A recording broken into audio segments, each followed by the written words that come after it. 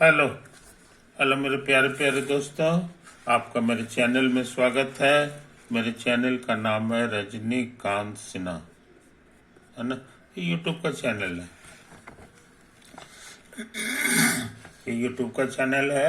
है ना।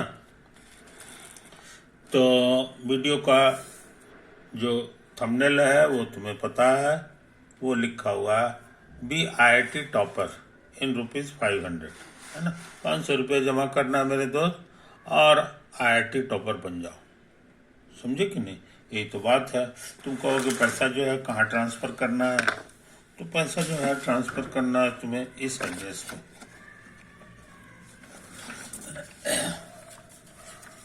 ये देखो, ये है ना, रजनीकांत सिन्हा। ये बैंक का कोड है और ये मेरा अकाउंट नंबर है ना। इसको तुम अपने ख्याल में रखो और ये जल्द से जल्द ट्रांसफ़र कर दो, है ना, बिना लेट के। बहुत छोटा सा रकम है ये, जैसे मंदिर में दान देना रहता है, ये उसी तरह का दान है ये, है ना। ये है, और ये कोई कंपलसरी नहीं है, लेकिन ये वो न्यूनतम राशि रख दिया गया है कि इसी इसी राशि को तुम्हें देना है। और उसके बाद तुम्हारी और इच्छा है तो तुम अब उसमें और भी तुम्हारे खुशी की चीज़ है ना। तुम इसमें और भी दान कर सकते हो। एक तरह का डोनेशन है और ये सोशल सर्विस है ना। हमारा प्रोग्राम है कि पूरी पूरी मानवता के लिए जो है ये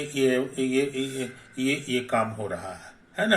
हमारे सारे देशवासी जो है शिक्षित हो जाएं। 1,40,000 लोग हैं, है ना। 140 करोड़ लोग हैं, सब शिक्षित हो जाएं और सब जो है इतना स्ट्रांग हो जाएं कि वो IIT एडवांस लेवल के क्वेश्चन को सॉल्व कर सकें, है ना। और सॉल्व भी नहीं कर सके वो IIT टॉपर बनने का ताकत रखें।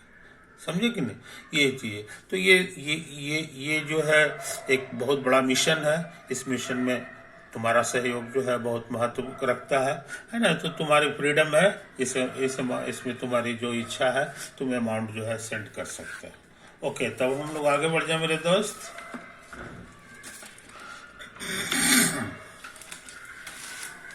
160 लेक्चर हम कर चुके हैं, है कि नहीं। अभी जो है लेक्चर नंबर 161 है, चल रहा है कि नहीं। अभी सीरीज चल रहा है P+M। इसमें जो है प्री डोमिनेंट जो है फिजिक्स है।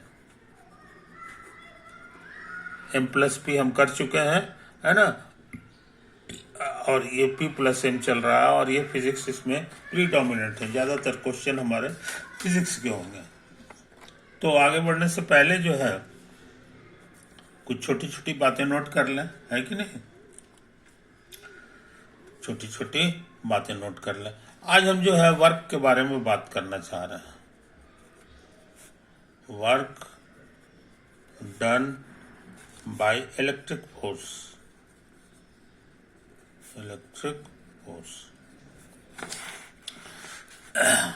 तो इसके लिए जो है मान के चलो कि ये तुम्हारा कोई चार्ज है।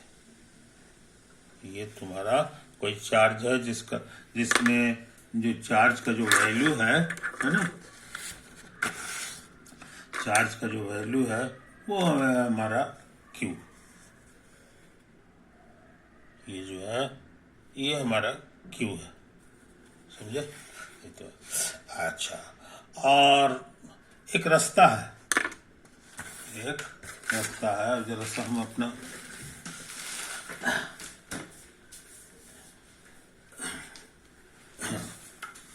ये हमारे लिए चार्ज है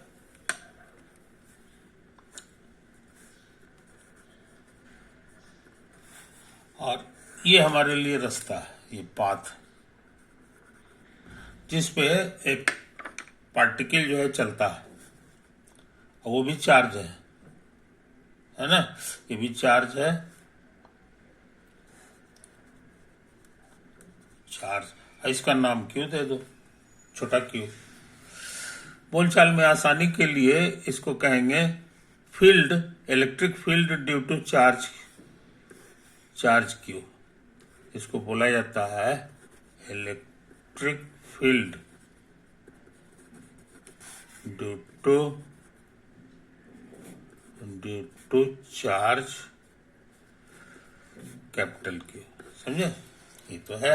और इसका नाम हो गया पाथ, जिस पे इसको चलना है। और इसको बहुत से लोग जो है टेस्ट चार्ज भी बोलता है, समझे? ये टेस्ट चार्ज के नाम से मशहूर है। और ये जो है ना, इसको जो है, इसको कहेंगे कि इसी के कारण यहाँ इलेक्ट्रिक फील्ड पैदा हो गया है, समझे कि नहीं? इलेक्ट्रिक फील्ड, इसके बारे में और विशेष बातें बाद में करेंगे, लेकिन अभी तुम यही समझ लो। यही तो बढ़िया से समझ लो मेरे यार। ये जो है ना, इस पे फोर्स लगाएगा, ये इस पे फोर्स लगाएगा। किधर लगाएगा? सब मान के चलो कि सब पॉजिटिव चार्ज है, तो फोर्स किधर लगाएगा? तो कहोगे इधर लगाएगा, ये तो फोर्स है। ऐसी फोर्स को हम लोग एफ कहें, वेक्टर है, ये वेक्टर हो गया। अच्छा, और इसके बाद ये मान लो कि चल रहा है इधर से इधर, डायरेक्शन भी शो कर दिए कि इधर से इधर चल रहा है कि नहीं? तो ये जरा सा डिस्प्लेसमेंट हम ले रहे हैं, वो यही हो गया। इसी डिस्प्लेसमेंट का नाम है डेल्टा आर, समझे? ये स्मॉल डिस्प्लेसमेंट है, स्मॉल डिस्प्लेसमेंट,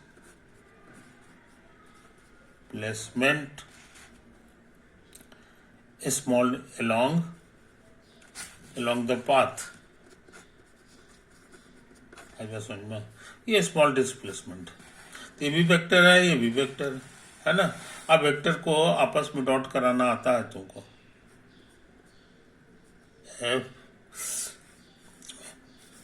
ये जो फोर्स है इसको हम लोग डॉट करा दें इससे, कोई दिक्कत नहीं होता। और याद रहे इसका मतलब क्या होता है? इसका मतलब होता है, भूल गए होता, इसका लेंथ इंटू इसका लेंथ, जिसको हम लोग ऐसे ही लिख देंगे, एरो हटा देंगे। और कॉस, और बीच का एंगल, तो बीच का एंगल जो है यही वाला है। मान लो ये थीटा है, यहाँ पर ये थीटा है, इसी को हम लोग शॉर्ट में ऐसे लिखते हैं, है कि नहीं? इतना गुना इतना गुना इतना।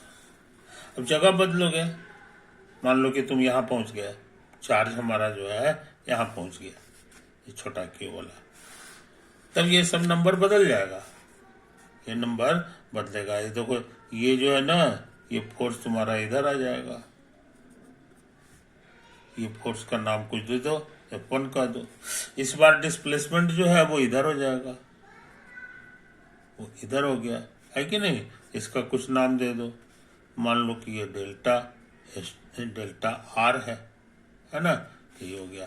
और उसके बाद इसके बीच का एंगल, तो बीच का एंगल भी हो सकता है बदल जाए, थीटा डैश हो गया। तो यहाँ पे वर्क डन जो होगा, यहाँ पे जो वर्क डन होगा, है कि नहीं? वर्क डन पूछेंगे तो कहोगे F1 गुना डेल्टा आर डैश और गुना कॉस थीटा डैश। तो हर पॉइंट पे इसका वैल्यू बदलता चला जाएगा, है कि नहीं? और हमको क्या करना है? हमको पूरा यहाँ से लेके यहाँ तक का वर्क डन निकालना है। इसको ए कह दो और इसको बी कह दो, है ना? तो वर्क डन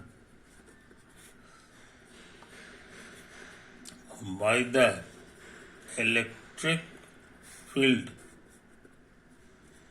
या इलेक्ट्रिक फील्ड नहीं, electric force, work done by electric force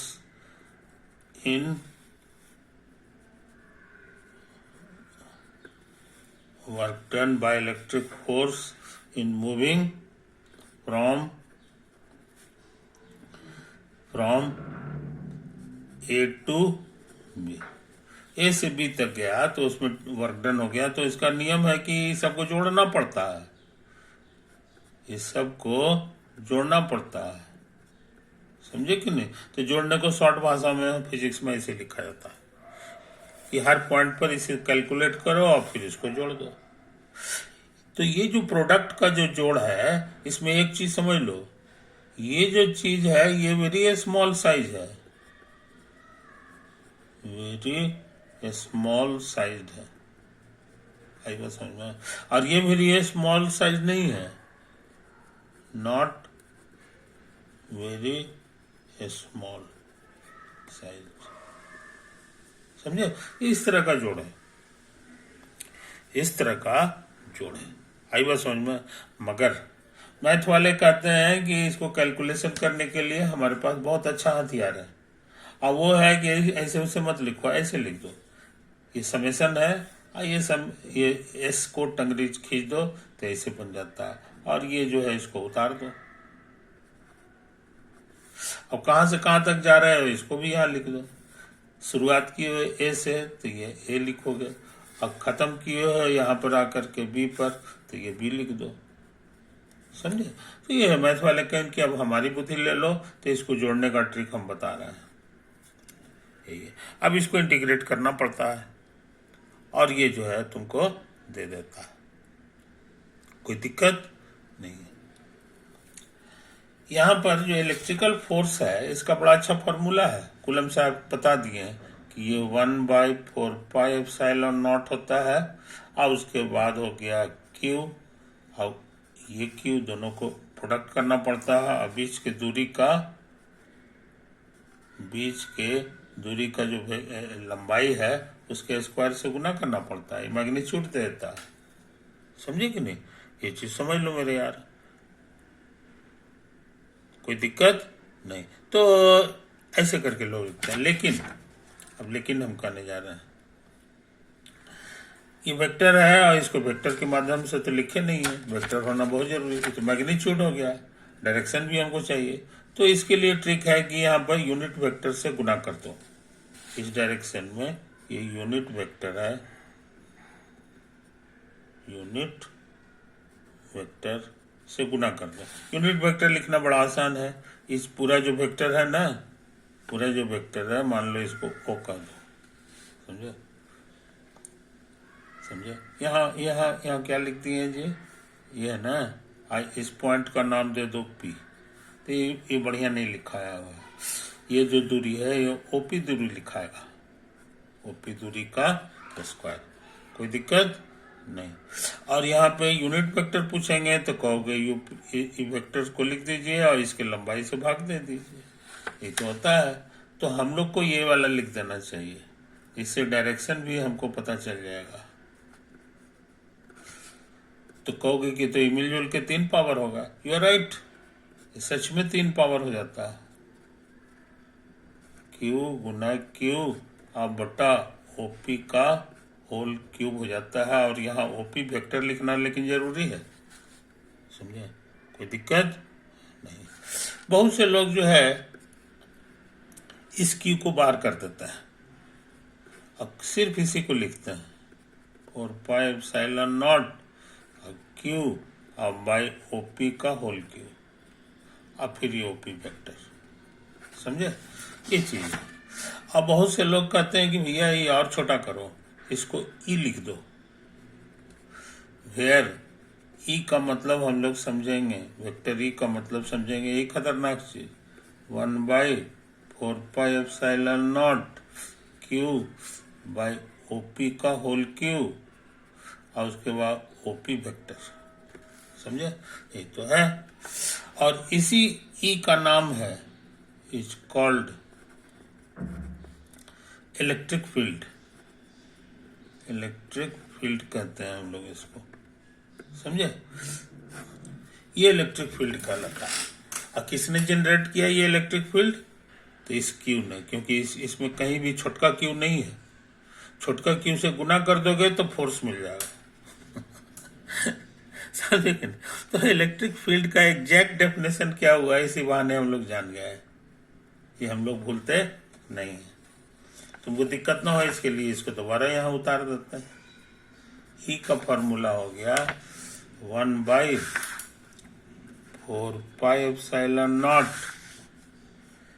Q by OP का होल क्यूब,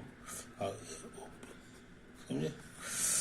बहुत से लोग ओपी को आर वेक्टर भी कहते हैं, ओपी को आर वेक्टर भी कहते हैं, समझे कि नहीं? तो इसी हालत में ही देखने में ऐसा हो जाएगा 4πε0 क्यू, और ये आर वेक्टर है और उसका ये मैग्नीट्यूड है और उसके बाद ये आर वेक्टर। तो इलेक्ट्रिक फील्ड हमारे लिए ये हो गया, है कि नहीं। तो इन बातों को समझ लो मेरे यार। और फोर्स का फॉर्मूला क्या हो गया, फोर्स हो गया का फॉर्मूला हो गया क्यू गुना ई, क्यू गुना, समझे। तो कूलम लॉ ही है, लेकिन कूलम लॉ आजकल ऐसे करके भी लोग लिखता है। तो हम लोग इन बातों को समझ लें। क्या लिखे हैं, तो देखो यही हमारा एफ था, यही हमारा क्यू ई हो गया, है कि नहीं। ऐसा होते रहता है। तो इन बातों को समझ लो। और वर्क डन क्या बला है सो समझ लिए। हर जगह इसी तरह कैलकुलेट करते जाओ तो तुमको मिलता चला जाएगा, है कि नहीं। अब हम जो है पाथ का नक्शा जो है बदलते हैं पाथ का नक्शा बदलते हैं। अब जरा देखते हैं कैलकुलेट करके कि वर्क डन क्या होता है, समझे। ऐसे नहीं करेंगे, अभी ये वाला ट्रिक नहीं लगाएंगे। अभी हम खाली यही वाला ट्रिक से काम करेंगे, इस सिग्मा वाला से, है कि नहीं। तो देखो अगले पेज में हम कोशिश करते हैं। इस बार तुम्हारा पाथ जो है मान लो कि इस तरह का है, बस ऐसे ही, है कि नहीं। और तुम्हारा जो फील्ड है वो कैपिटल क्यू वो है, यानी इस क्वेश्चन में ये चार्ज है, इस फील्ड में electrical field due to charge capital Q, समझे, कोई दिक्कत नहीं। तो हम जानना चाह रहे हैं कि यहाँ से एक छोटा सा पॉइंट ले लो, ये मान लो कि ये तुम्हारे लिए छोटा चार्ज क्यू है कि नहीं। तो कहोगे कि ये जो है इलेक्ट्रिकल फोर्स लगाएगा कूलम लॉ के अनुसार इस डायरेक्शन में, यही है इलेक्ट्रिकल फोर्स, समझे। इलेक्ट्रिकल फोर्स इस पर लग रहा है। अच्छा, और इसमें डिस्प्लेसमेंट, तो डिस्प्लेसमेंट कितना हुआ सो समझ लो, इंटरेस्टिंग चीज। तो डिस्प्लेसमेंट इस डायरेक्शन में थोड़ा सा पहले लो, थोड़ा थोड़ा सा कर करके हिसाब होता है, क्योंकि ये जगह बदलेगा तो फिर डायरेक्शन चेंज हो जाता है। इसलिए वेक्टर चेंज कर रहा है, ये भी चेंज कर रहा है, ये भी चेंज करेगा अलग अलग पॉइंट पर, समझे कि नहीं। इसीलिए सिर्फ एक पॉइंट पे ये करो। अच्छा, इस डायरेक्शन में जो है ये सेंटर से गुजरा है, ये हम इसी तरह से फोटो बना दे रहे हैं। ये सर्कुलर पाथ है एक्चुअली, ये कैसा है, सर्कुलर पाथ।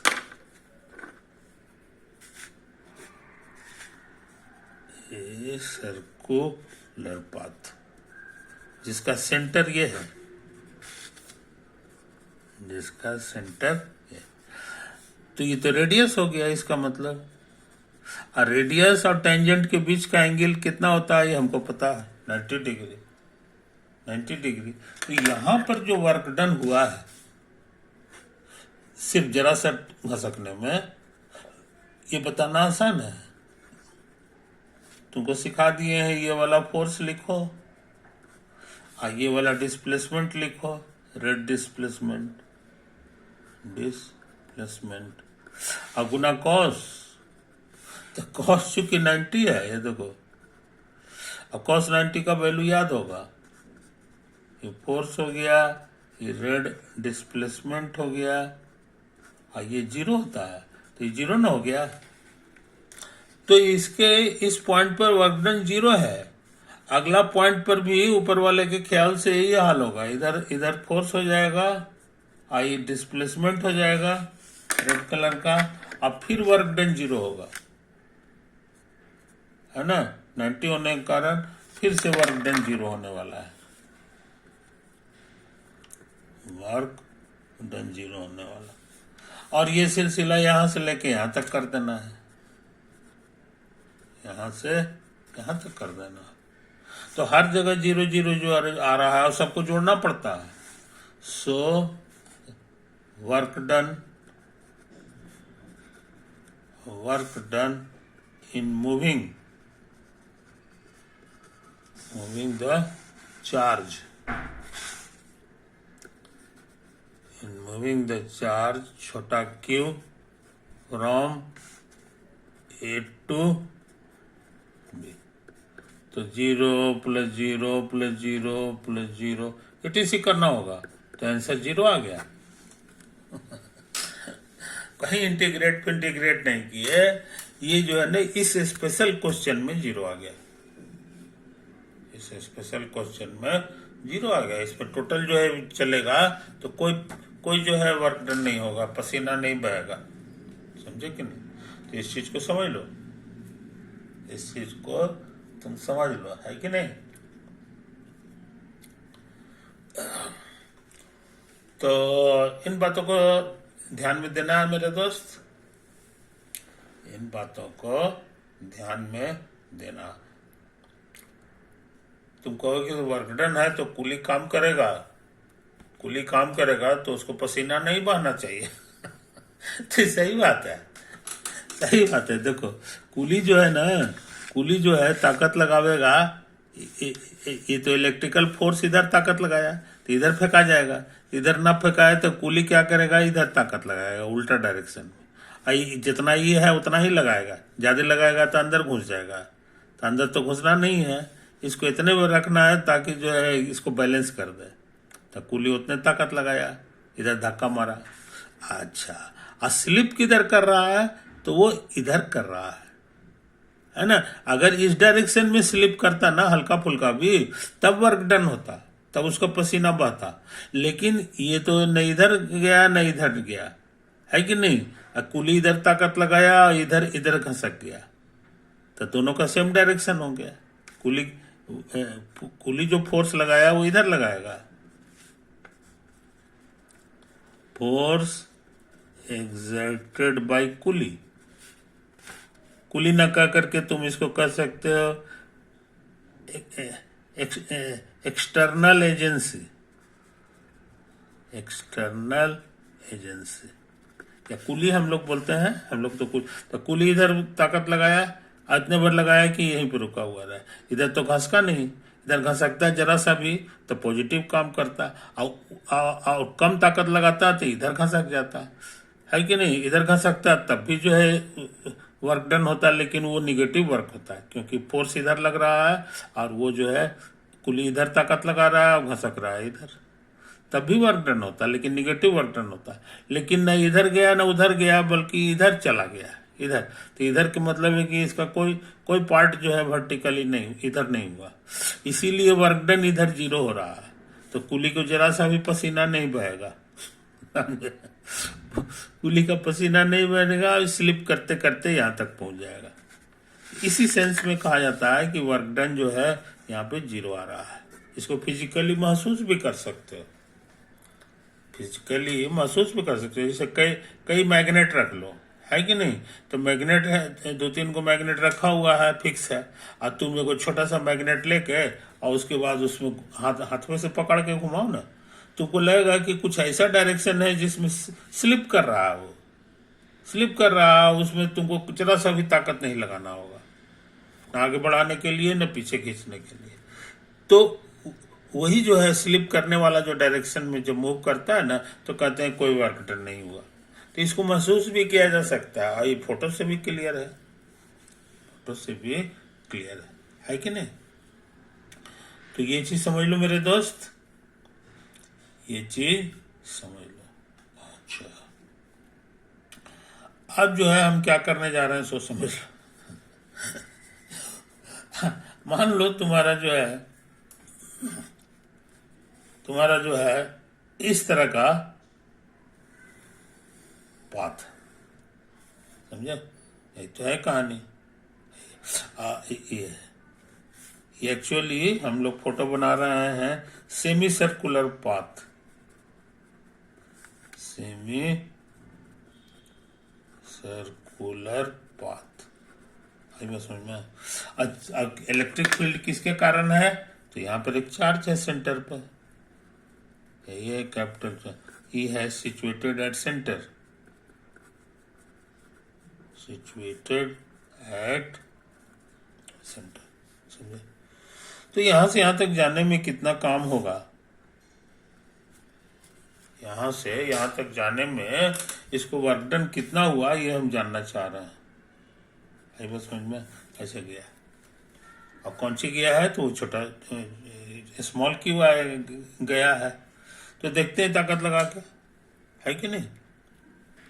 तो मान लो कि वो लाल वाला जो छोटा चार्ज है वो यहाँ पर है, वो यहाँ पर, और चलते चलते कभी न कभी इधर पहुंचेगा।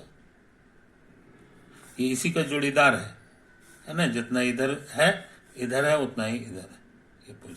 और दोनों जगह पे हम वर्क डन निकालेंगे, दोनों जगह पे वर्क डन हम निकालेंगे, समझे। तो ये चीज समझ लो, ये चीज समझ लो, है कि नहीं।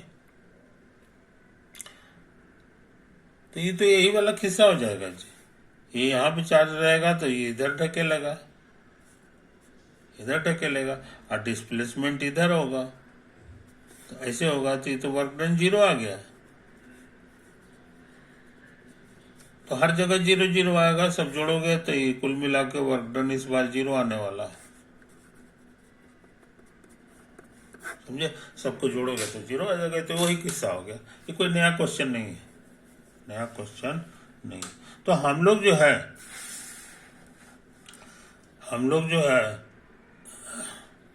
यहां से एक अलग से क्वेश्चन लिखने जा रहे हैं।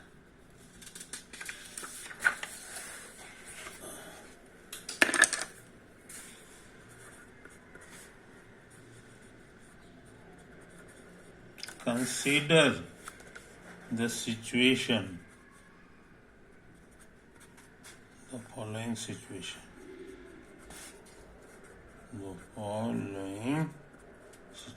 है ना। इसमें पाथ का फोटो ऐसे ऐसे ऐसे ऐसे ऐसे ऐसे बना दिया है, ये सेमी सर्कुलर है ना। यही हो गया ये path.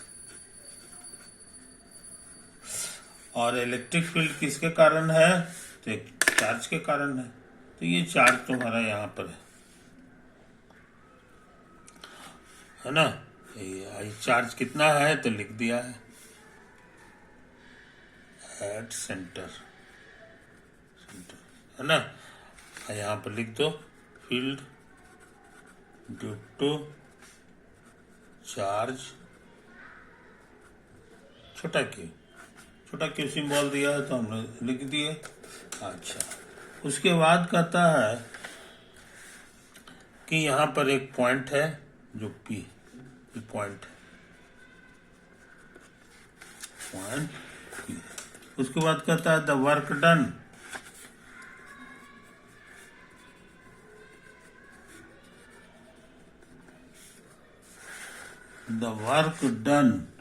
in taking a point charge,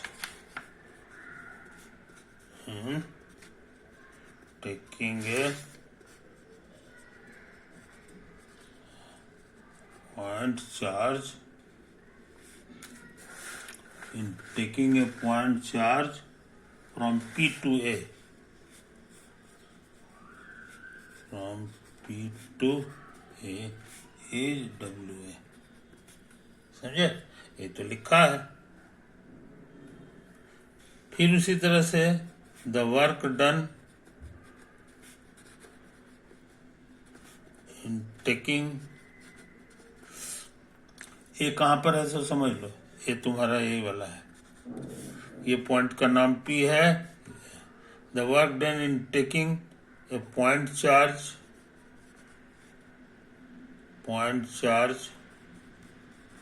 है ना। पॉइंट चार्ज वही है, पॉइंट चार्ज का ना हो तो कुछ नाम दे दो, ना हो तो इसी को क्यू कह दो ना भाई, कैपिटल क्यू कह दो। और यहाँ जो पॉइंट चार्ज है उसको छोटका क्यू कह दो, वो दिक्कत। अब वो छोटा सा चार्ज जो है वो छोटा क्यू है, पॉइंट चार्ज क्यू। और फ्रॉम P टू B हमारा यहाँ पर है, समझे, इज WB। उसके बाद कह रहा है the work done in taking a point charge Q from P to C, है ना, C यहाँ पर है, ये W C, समझे। देन ऑप्शंस WA और WB और WC में ये रिश्ता है। तीसरा WA से छोटा है WB और उससे छोटा है WC, और WA बराबर WB बराबर W,